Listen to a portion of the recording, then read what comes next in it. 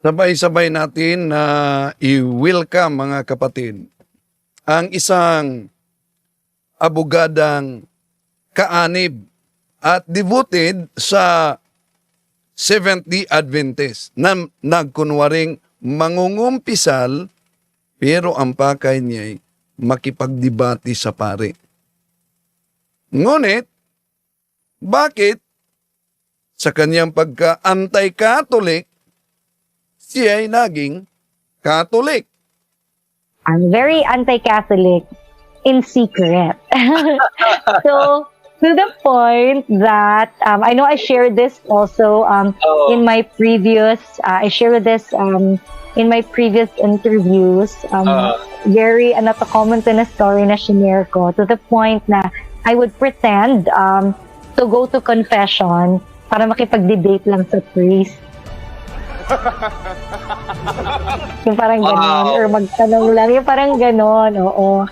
So I would really question them, parang bakit ito yung mga tinuturo ng mga ng mga Katoliko. Welcome natin si Attorney Bimbim sa Banal. Ito'y napanayam na ni Attorney Maruel Liasos at nitong bago ni Bro Adrian Milag, isang devoted noon na Seventh-day Adventist. Alam naman natin na yung mga pastor ng Seventh-day Adventist ay ginagawa talaga nila ang mga matinding propaganda laban sa simbahang Katoliko na ating sinagot na mga kapatid. Yung fake na bishop na ipinakilalang obispo, yung fake na tiara, yung fake na kasulatan. Kaya itong isang abogado na Seventh-day Adventist gusto talagang makipagdebate sa pari. Pero bakit kaya naging Katoliko siya? Samahan ninyo ako.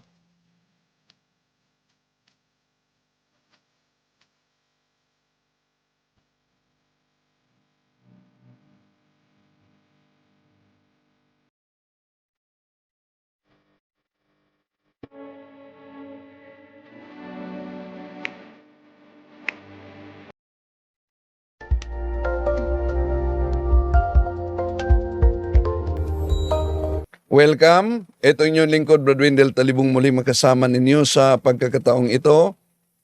At kung bago lang kayo sa ating channel, inaniyahan natin na maghikayat sa ating mga kapatid at Katolikong magsubaybay.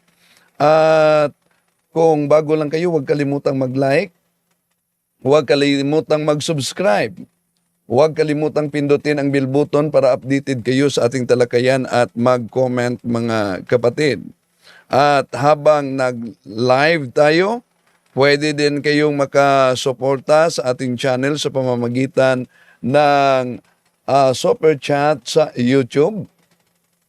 At malaking tulong ang inyong suporta para sa ating channel sa propagation, mga kapatid. Welcome at tunghayan natin itong istorya ng buhay ni Attorney Bimbim sa Banal na naunang na-interview ni Attorney Maruel Liasos at nitong bago ni Bro Adrian Milag. Kung bakit itong isang napaka-antay na Katoliko. Alam nyo naman kung bakit antay na Katoliko, di po ba? Ang Seventh-day Adventist gumagawa talaga ng propaganda. Isang peking obispo, kung balikan natin, pinakilalang obispo. Ipapakita ko sa inyo, para po kayo na mismo, kasi sabihin nyo, gawa-gawa ko lang, ang kardinal mismo o bishop ay naghamon sa inyo, sa akin, sa ating lahat. Tulungan lang daw siyang maghanap from the Bible and Bible alone na nagsasabi ang linggo ay dapat ipangilin. Magbibigay siya ng premyo sa iyo ng $1,000. Paki-play, please. I have repeatedly offered $1,000 to anyone who can prove to me from the Bible alone that I am bound to keep Sunday holy. There is no such law in the Bible. It is a law of the Holy Catholic Church alone. The Bible says, "Remember the Sabbath day to keep it holy." The Catholic Church says, "No, by my divine power I abolish the Sabbath day and command you to keep holy the first day of the week." Baka sabihin ninyo, naninira lang ako, o kaya sabihin nyo, gawa-gawa ko lang.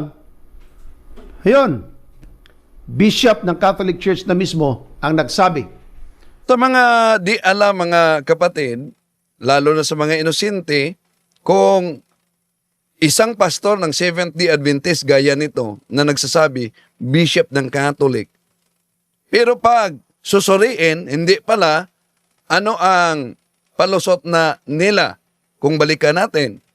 Sabi ni Mr. Talibong, ipinakilala ko raw na yung bishop na nagsasalita ay ipinakilala ni Mr. Dizon.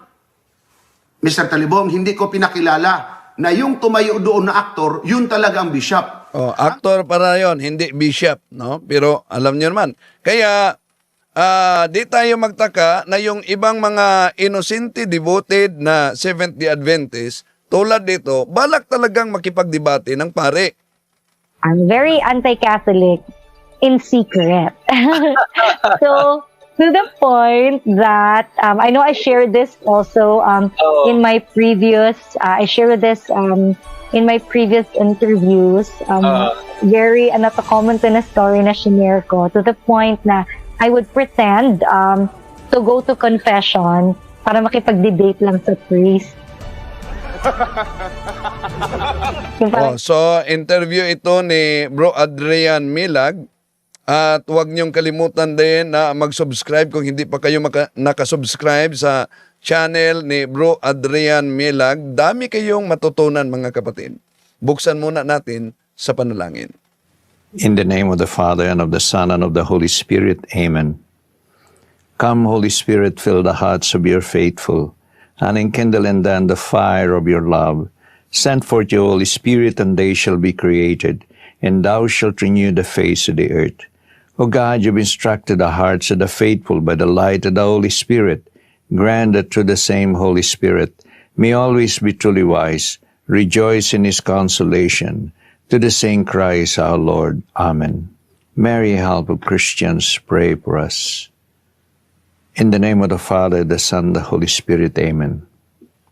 Ngayon, tunghayan natin mga kapatid ang interview. Siguro ilan sa inyo nakapanood na nito ni ang kapatid Adrian Milag kay Attorney Bimbim Sabanal, isang napaka-devoted na Seventh-day Adventist noon. Pero bakit ba siya'y ganap na naging kaanib sa simbahang Katoliko? Tunghayan natin. Hello mga ka-faith! Welcome again sa ating Storyang Katoliko. And today, napakaganda ng ating magiging talakayan sa ating magiging guest share for today.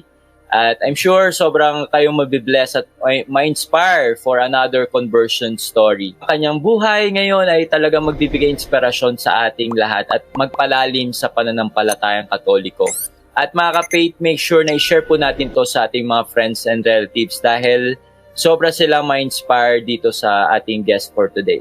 So ang ating panauhin ay isang abogada at personal development coach na nagtuturo sa mga aspiring beauty queens para manalo sa mga pageant. Ngunit higit pa rito siya ay isang... At bago natin ituloy, huwag din niyong kalimutan na magsuporta at mag-subscribe sa channel sa mga kasama natin, lalo na ni Ka Bornok. Okay, tuloy natin itong introduction ni Bro Adrian Milag kay Attorney Bimbim Sabanal. Ang taong naglakbay mula sa pagiging isang tapat na Adventist patungo sa pagbabalik loob sa simbahang Katoliko. Ang kanyang kwento ng conversion ay puno ng mga aral at inspirasyon na tiyak na makakatulong sa ating lahat na lalong maunawan at ma-appreciate ang ating pananampalataya bilang mga Katoliko. So mga ka-faith, pinagmamalaki nating ipakilala ang ating panauhin, si Attorney Bimbim Sabanal. I'm sure sobra ka ma-inspire sa kanyang story for today. So mga ka-faith, please all welcome Attorney Bembem sa panel. Ayan. Hi!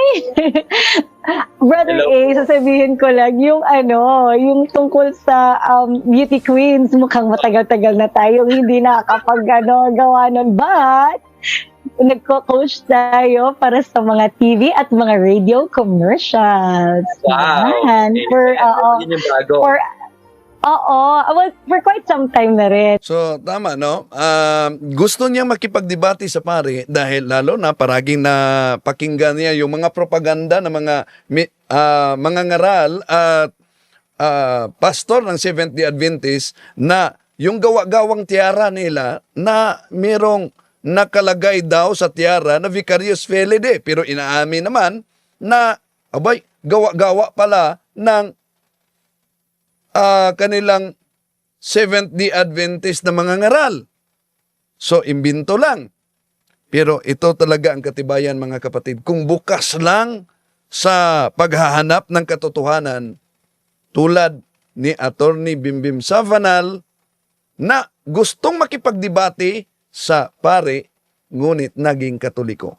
Yung para sa mga regional languages. Ayan. Kasi ako ay isang Bisaya at ako ay isang Ilongga din. Hi everyone! Good evening! Maraming Bisaya pala ito si Attorney Savanal, ha? Magkaintindihan tayo.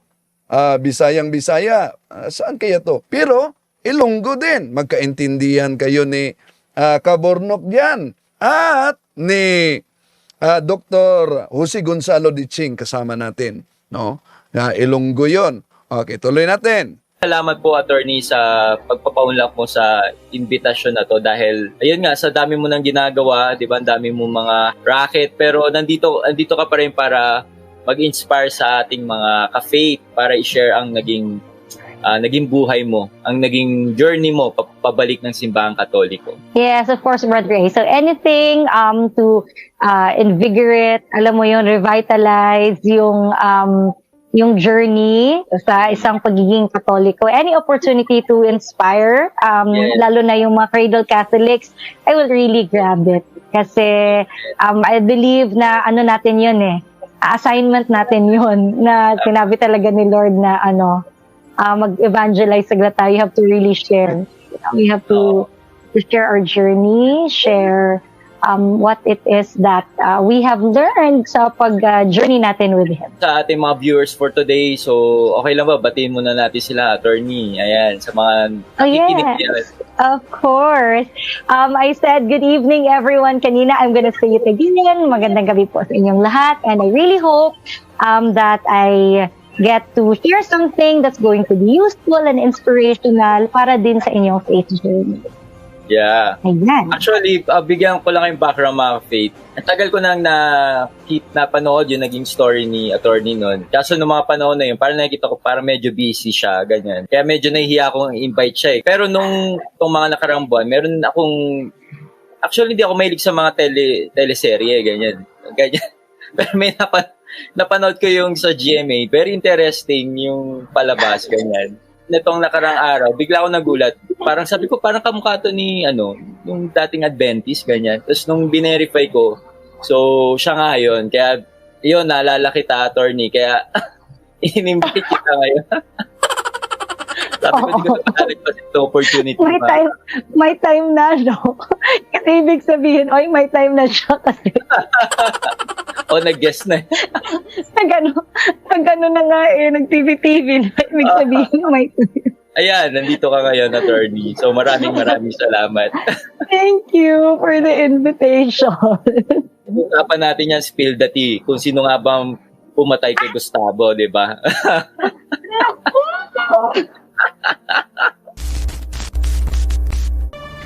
The royalties of public and private transportation industries in the Philippines. Paano nalang iikot ang kalakalan ng buong bansa kung wala ang pamilya ninyo? A crisis in the Royales household is going to wreak havoc in this country's economy. And that is why I am turning your case into my personal advocacy. Oh dear, we don't care.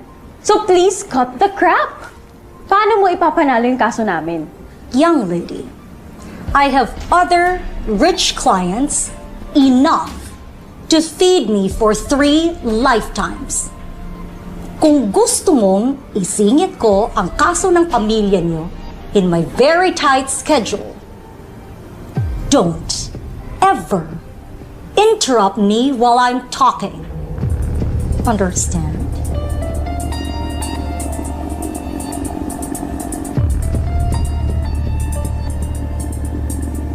Based on Article 919 of the Civil Code of the Philippines, mayroong 8 grounds ang itinalaga ang batas for an heir to lose his right to his inheritance. At ang pinakamagandang ground ay ang una na pwede nating gamitin. Which is? Kapag ang isang tagapagmana ay napatunayang nagtangka sa buhay ng nagpamana sa kanya at kung sino man sa mga pamilya nito, automatic mababawi sa kanya ang kung anumang ipinamana sa kanya. There you go. That sounds like Napoy and Dad. While it's good to know na meron naman palang provision ng batas that works in our favor, ang tanong, what are the solid steps that we're taking to take advantage of it? That's a valid point. If we're taking that route, you better give me strong armories upang samahan kayo sa legal battle na gusto nyo mapanalunan natin. I've handled several cases like this. Kayang-kayang mapatanggalan ng mana ang kapatid ninyo sa labas.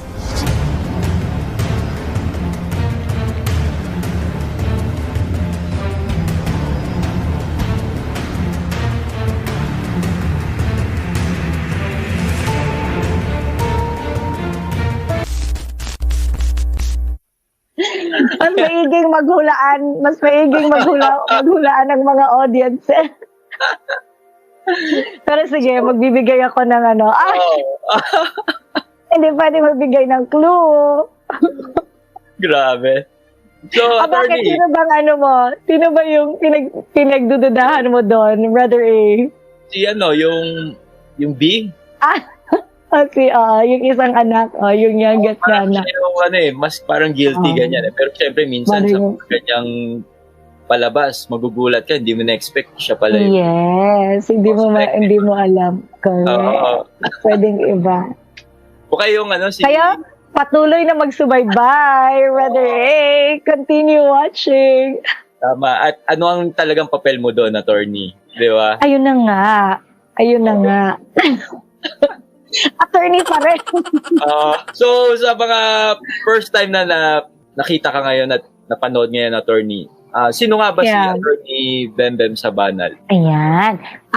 Ako ay isang Ilongga at Bisaya. Like I mentioned earlier, lumaki po ako sa Mindanao, sa Dipolog City. Dipolog pala ito Malapit sa Osamis. Kabilang sa ecclesiastical province namin.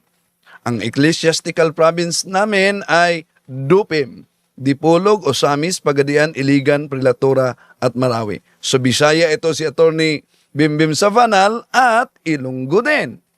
Studied sa Cebu, and then after college, yung political science ko, and then I started working. Pumunta po ako dito sa Manila. At ayan na, kung ano-ano ng mga papasukan ko ng mga racket nung ako ay nandito na sa Manila. And together with that, yung journey na yon is kasabay doon yung aking walk of faith or yung journey of faith ko.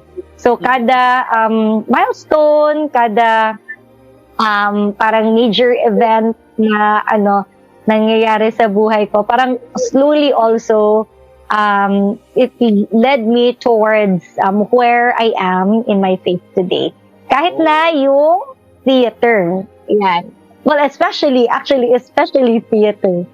So, yan, isa yan talaga sa pinaka-key also na tawag nito, naging daan for me to discover yung aking Catholic faith.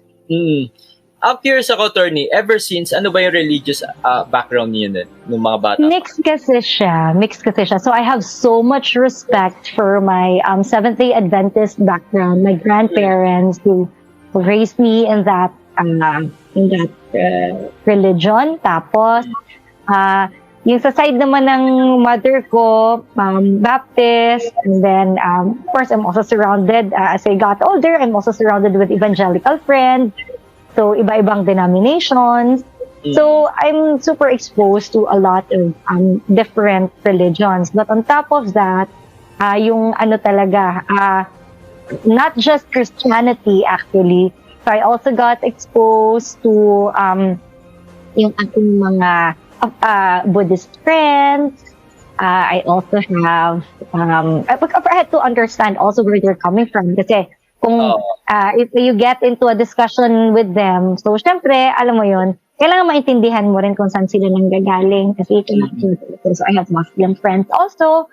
So I had to really understand. Because nagkakaroon talaga ng deeper connection kapag yung relationships, when you get to the point of discussing na yung inyong religious faith. So, ibig sabihin, mayroon ng tiwala, di ba? So, syempre, para maintindihan ko kung saan sila nanggagaling, kailangan ko rin intindihin yung mga paniniwala nila. So, yun. So, bali ever since, talagang lumaki ka Adventist. Tama, attorney? Very exposed to the Seventh-day Adventist practices kasi yun talaga, when I grew up, dun talaga kami nag-attend ng church. And then, kasi although my mother was Catholic, kasi nung nag-asawa na sila ng tatay ko, hindi na rin siya ganoon kadalas na pumunta doon sa Catholic Church. Although meron akong ninang na sinasama-sama ako lagi. Kaya nung maliit pa ako, nakapasok naman ako sa Catholic Church. So, because of that ninang of mine, I was actually baptized in the Catholic Church, in the Catholic faith, when I was really little. But I also got dedicated ulit sa Seventh-day Adventist Church. So, yun. Yeah. So, ganun ang background, ganun ang pangyayari. Pero yung mas naging upbringing mo is Adventist. Yes, very talaga. It's very Seventh-day Adventist talaga. Kasi yun talaga ang tawag nito, simbahan na pinupuntahan namin like every Saturday. So, yun kasi. Oo, kasi my grandparents would take me there. So, I grew to love the Bible because of the Seventh-day Adventist faith, actually. So, yun. So, nung panahon na yun, attorney, ano yung parang tingin mo sa mga Katoliko nun? Anong perception mo about the Catholic faith?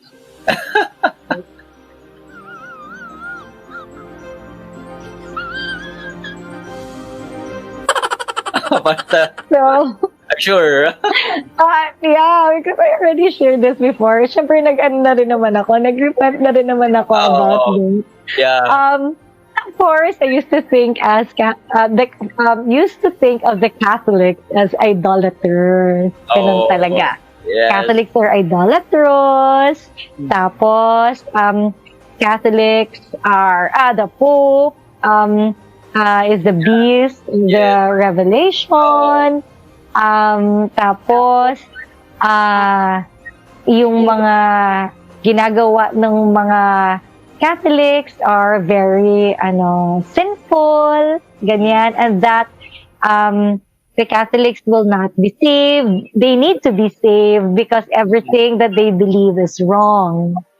So, yun. Ganon yung tingin ko. But, when I further studied, because there are books kasi na published by the Seventh-day Adventist, written by Ellen G. White, that they're the prophet, pinaka-prophet ng Seventh-day Adventist.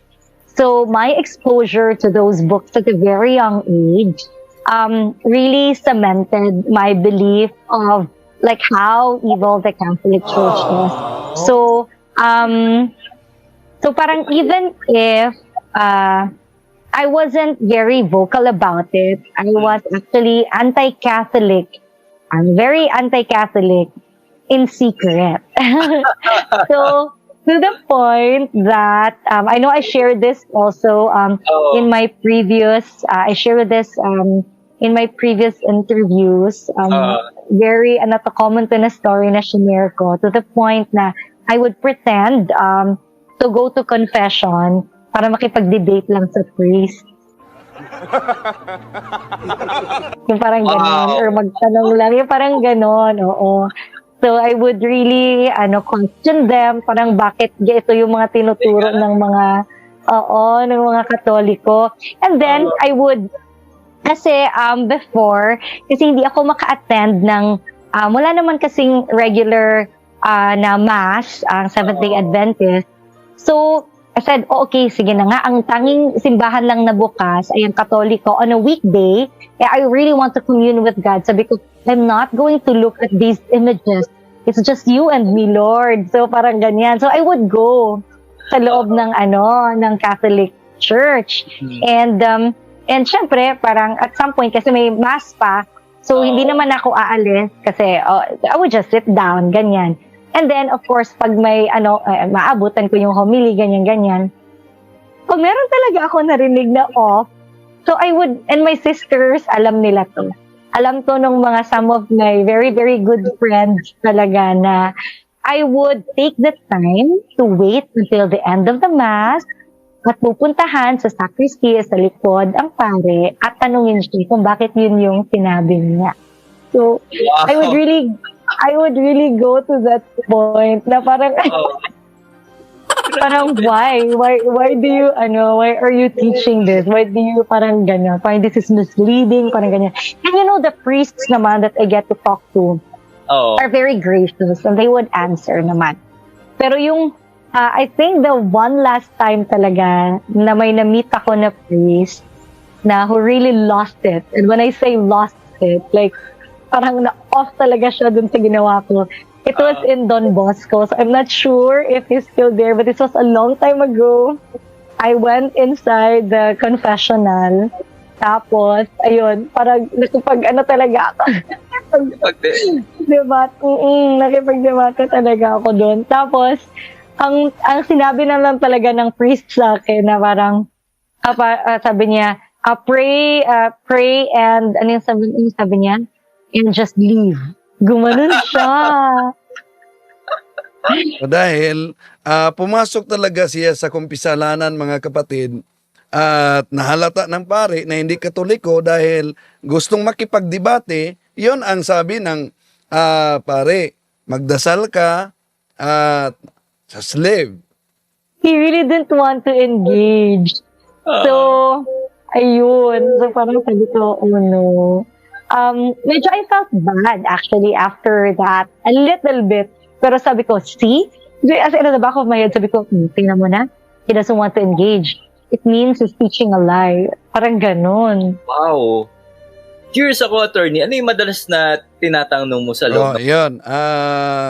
Magiging leksyon din ito sa mga kaparian na walang background ng apologetics, no? Dahil sa totoo, marami talagang mga naghahanap at uhaw ng apologetics.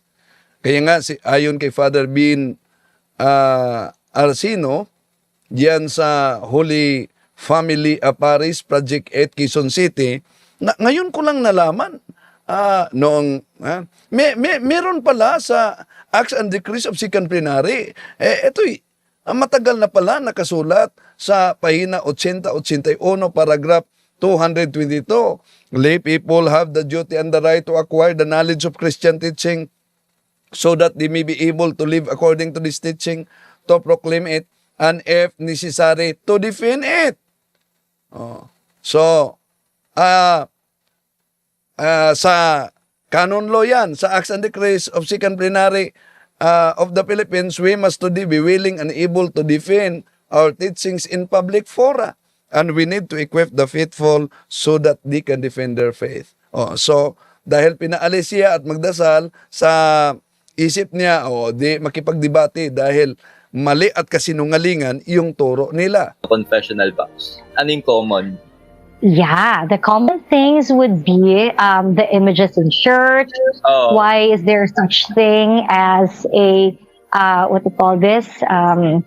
Tawag na to, yung purgatory. Yes. Yung rosary. Oo, si Mama Mary na parang bakit niyo siya ginagawang Diyos. Oo. Another thing that I would... Sunday. Yes. Oo.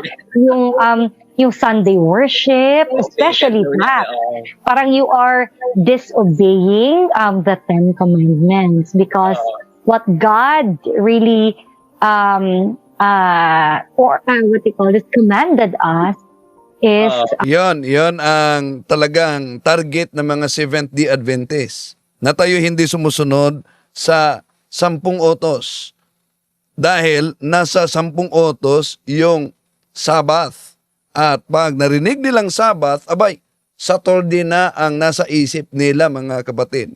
But sa original Hebrew language, hindi po sinabing Saturday na agad.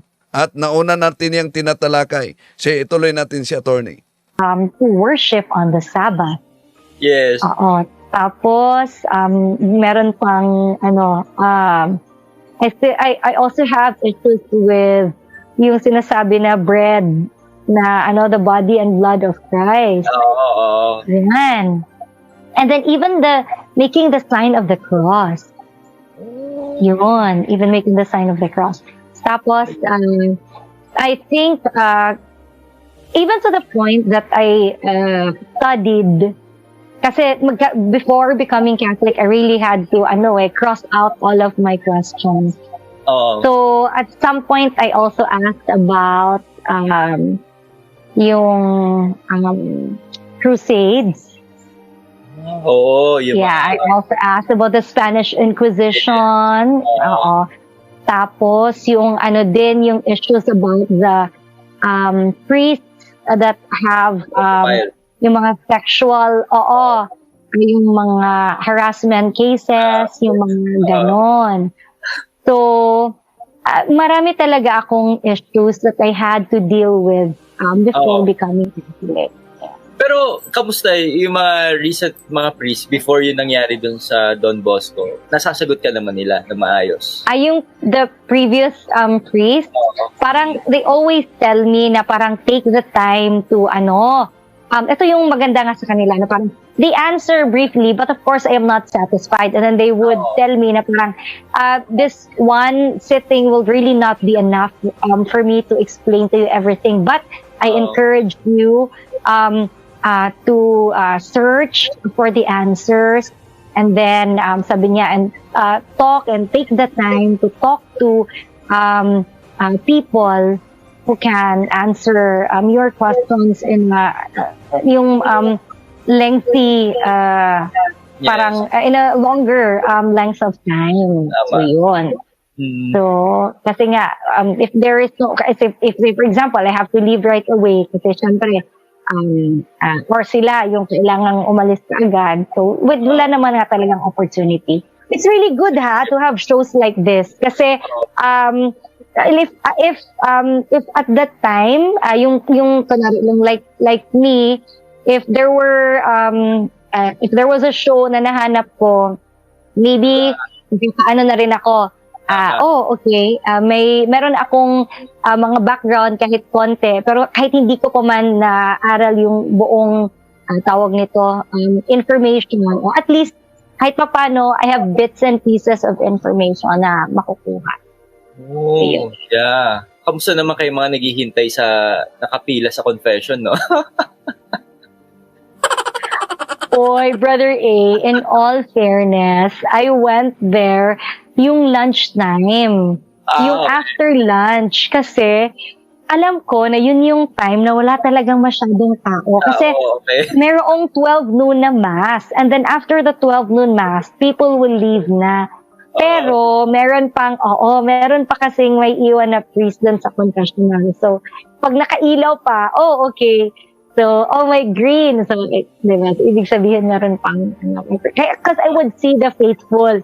Parang they would wait dun sila. So, syempre, hintayin ko na na lahat. Or ako papasok.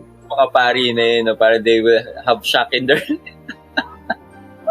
So, saan mo kinukuha yung courage na yun, attorney? It's really coming from a genuine place of wanting to make people understand that, hey, you have to study the right faith. You have to, kasi you're wrong. Parang ganon. Kasi ganon ako pinalaki na mali. So, kailangan na, alam mo yon, you have to tell these people that they're wrong so that they will also, tawag nito, understand.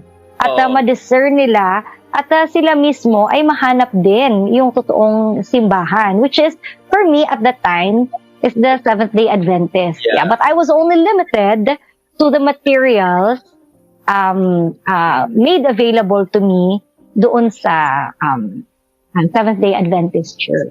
Of course. Yeah. Yun lang naman ang meron, ang available. Yes. Kasi di ba yung mother mo is Catholic. So paano, alam niya ba, aware ba siya sa mga ganitong Yung nangyayari? pinagagagawa ko? Siyempre hindi. When we were little, she taught us to pray the rosary. But she taught us to pray the rosary when we were still little. Of course, as we got older, syempre iba na yung namin kasi, ay nako, bad yan. Repetitive prayers, that's vain. So ganon. So, hindi na. Syempre, hindi ko na what do you call this? Hindi ko na, tawag nito, pinapray ang rosary. Yes. And then, given that, my grandparents, well, especially my grandmother, was with us, living with us. Kasi wala na yung grandfather ko noon. Growing up, when he was already in high school, I was just really with my grandmother. Tawag nito, yung teachings, yung my exposure talaga sa teachings, puro lang, puro Seventh-day Adventist lang. So kung merong questions about the Catholic Church, ang sumasagot sa akin ay hindi isang Katoliko, kundi isang Adventista. Parang, so para ang dating nun is that, if there, in court, diba, if there is kung may isang kriminal, diba, the person is given an opportunity to explain, diba, their side, to give their defense. Pero during that time, and a lot of times, actually, this is what I have observed, ang Catholic faith, or ang mga Katoliko, Catholic faithfuls, ay walang opportunity, actually, to explain their side. Kasi judgments are already made, but nobody asked them, parang, why do you believe this way? And then, what's even sadder, marami po tayong kapwa Katoliko na hindi rin alam kung ano ang isasagot sa mga tanong. Because a lot of the Catholic faithfuls here in the Philippines ay mga cradle Catholics. Ipinasa lang ang paniniwala sa kanila ng kanilang mga lolo, lola, nanay, tatay. So, walang pagkakataon, kumbaga, na pag-aralan at intindihin kasi nga kinagisnan na.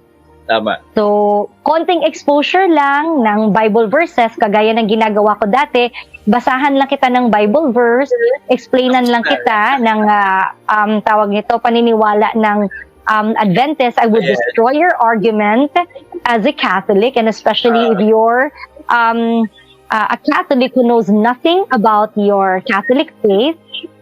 Kung wala ka talagang background na totoo at hindi ka naturuan, I guarantee you, I can make you a Seventh-day Adventist.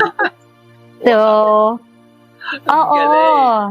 I would really, kasi nga, on my end, parang, it's my way of, yun na nga, parang, yun yung evangelization ko before. Yes. Kasi, it's making an effort to make the faith known.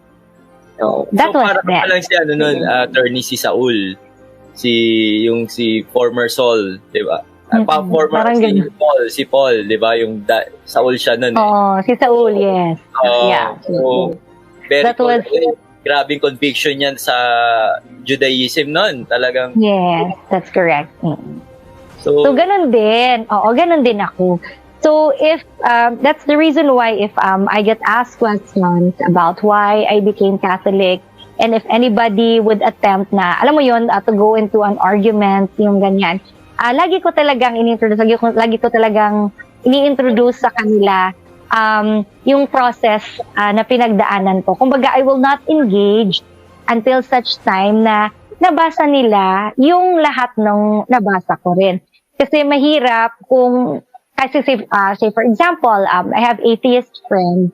I actually really don't get into like a heavy debate kasi with them, because when I talk to them, doon ako nag-umpisa sa mga books or yung kung ano yung mga tinuturo talaga ng atheism. So, I'm very familiar with tawag nito, yung mga writers or yung mga very famous atheists and their arguments. And so I would really engage them using their material para at least alam nila, ay okay, inalam niya rin pala yung kung saan kami nanggagaling. So parang, kaya pag nakipag-usap ako, sasabihin ko lang din, ito naman yung pinanggagalingan ko. So ganun lang. So hindi kailangang mag-away-away. Yeah. Ay, kumbaga, paliwanagan lang. Nakikipag-debate ka sa mga pare, ganyan, sa mga confessional. So, paano nag-start? Paano mo nasabi, attorney, na medyo nag-draw ka na papunta na sa Katolika? Yeah. Oo, parang ganun na. Parang nagkakaroon ka na ng ganyan. Opening, okay. For a while, growing up, I've always wanted to play Mama Mary. Kasi ganito. Kasi 'di ba, pag kasi when we were growing up, 'di ba, sabi ko, yung mother ko, while she is a Catholic, and doesn't attend anymore mass as regularly as she used to, kapag like say for example Holy Week, pag Easter Sunday, yung salubong, yung mga ganyan. Basta, or yung sa Nativity Place, or yung sa Christmas, yung sa, anong tawag nito, panunluyan, yung, di ba, we have that, di ba, in church. Yes. We have, she still goes to church kapag ganoon, na as in major events in the Catholic Church. So, that's the reason why I get to see yung, kunwari, yung panunuluyan, yung ganyan. So, sabi ko, ay, ang ganda-ganda. Ang pinipili nila talaga na mag-play ng nung Mama Mary, yung talagang mga magaganda. Sabi ko, gusto ko rin mag-Mama Mary. Tapos kumakanta, yung mga ganon. So, parang dream role ko siya. Okay. So, that's my dream role. Even if I don't understand why Catholics, for me pa rin, ang hindi ko lang, parang Mama Mary as a person, she's really someone humble, someone that can be looked up to, but the way that she is being parang worshipped by the Catholic, yun yung parang kakaiba sa akin. But Mama Mary as she is, meron siya talagang traits, especially her humility, na you cannot deny that even if you are not a Catholic, parang this is something that you can imbibe. So at least at that, I respect her. And I look up to her for that. Pero, yun na nga, kasi nga yung merong misconception, there is a misconception nga kasi na siya ay sinasamba ng mga Katoliko. So parang merong, may apprehension pa rin. So ito na. Fast forward to the time when I attended this Catholic church in Makati, in St. Joseph, that's in Palanan.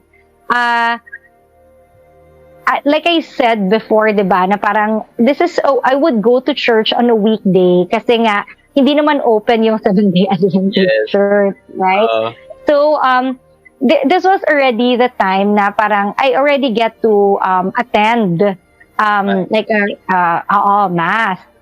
If only lang to have this communion, kahit na nga, yun, di ba? Kasi nga hindi naman talaga ako Katoliko. Pero at least nakakapunta pa rin ako at communication, diba? Kasi sabi ko, I will just ignore these images, but it's just me and the Lord, diba? When I go inside the church. And then, nung lumabas ko, bigla akong in-invite ng isang tita na parang, basta out of nowhere, she just said, do you want to sing in the choir? As in, out of nowhere talaga. Do you want to sing in the choir? I mean, how would you know that I would sing in the choir, di ba? So anyway, sabi ko, okay po, sige po, I would love to join. So kasi parang bagong lipat pa lang din ako doon sa that place. So, okay, sabi ko, I'll join. O, edi, eto na nga, I joined the choir. Fast forward to 2 or 3 years later, I got invited, ito na talaga. As in, another tita in the same choir said, do you want to play Mama Mary? And I was like, Wow. what? Oh my God! Wow! Kadingwi?